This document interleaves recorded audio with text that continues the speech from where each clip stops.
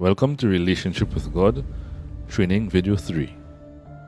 This masterclass is hosted by the Zane K. Keturah International Institute of Pneumatology, dedicated to the pragmatic and experimental research, as well as the education on the energetic physics of the Holy Spirit of Christ, and inadvertently, the energetic physics of all spirit. In Training Video 2, we identify the concept of spiritual relationship. We elaborated on the difference between the common Western perspective of relationship and the scriptural or spiritual perspective of relationship in some detail. In this training video, we divulge into the mechanics of divine relationship with God, that is, the components of a spiritual contract. The comprehension of this concept will bring not only a relationship with God into context with supernatural activation and experience, but also your comprehension of how to have objective relationships with your significant others, family, friends, and others. Are you ready? Then, let's begin. There are 4 components of a spiritual contract. 1. Divine offer. 2. Acceptance. 3. Divine consideration. And 4. The divinely allocated and acknowledged identity. What exactly are these, you might ask? A divine offer is what God is willing to do or to give.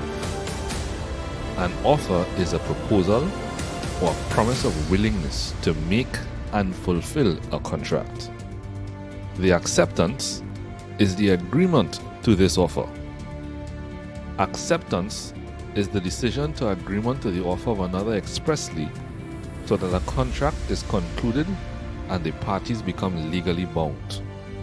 The offer and the acceptance between 2 persons can also be called mutual agreement. Consideration is the most important part. It is something done or given by one party in exchange for what the other party is promising. It is simply legally and spiritually agreeing to give something to get something. Here is an example. Let's say Jack asks Jane to paint his fence for free, and Jane says no. In this case, there is no contract. Neither Jack nor Jane is obligated to do anything. Jane does not have to paint the fence, and Jack does not have to pay anything.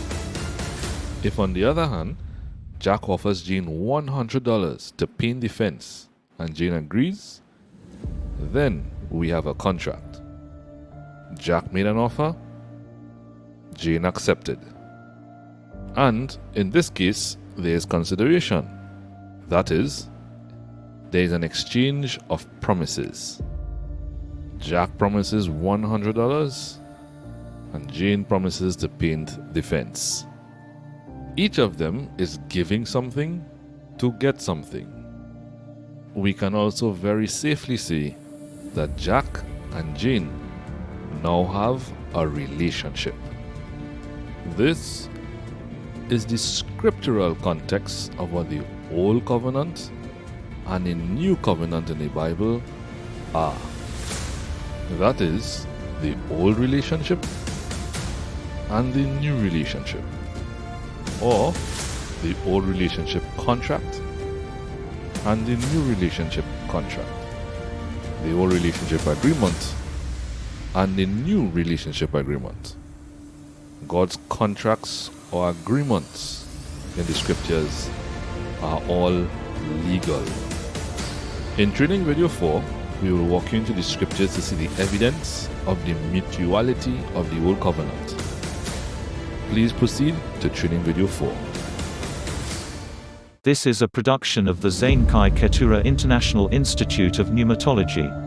Zane K. Keturah International Institute of Pneumatology is a crowd-funded non-profit online institute dedicated to the pragmatic and experimental research, as well as education, on the energetic physics of the Holy Spirit of Christ, and inadvertently the energetic physics of all spirit. Visit us online at www.internationalinstituteofpneumatology.com.